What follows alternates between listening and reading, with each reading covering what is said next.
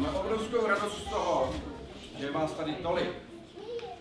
Bez vás by tahle naše akce neměla v podstatě vůbec žádný smysl. Takže my vám moc krát děkujeme za to, že jste se na nás přišli podívat, za váš zájem o Dějiny a obchodní akademii a ještě než vypukne divadelní představení, bych chtěl upozornit ty, kteří absolvovali dílničky a nevyzvedli si dole za to odměnu, tak prosím vás pěkně po divadle se ještě zastavte tam dole v tom bufetu, jo, za vyplněnej. Kdekoliv jste byli, tak se tam stavte pro odměnu. Tak za absolvování dílničky se zastavte dole pro odměnu.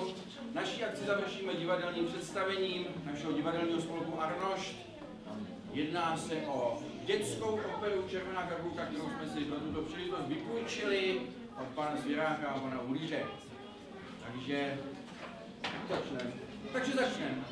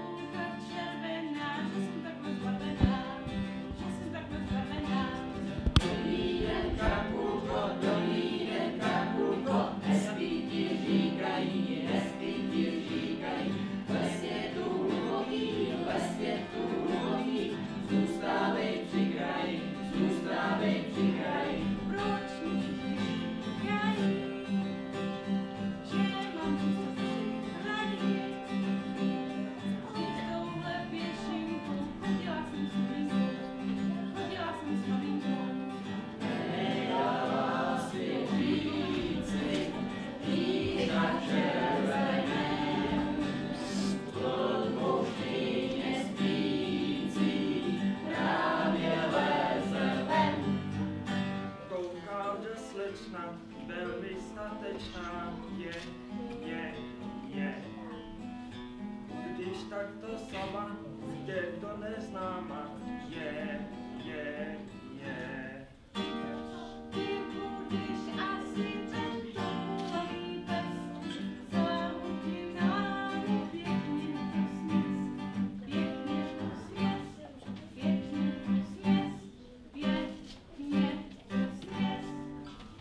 Děkuju moc rád, Sáňa moc rád, je. Ještě mě moudí, co v koši sproutí, je.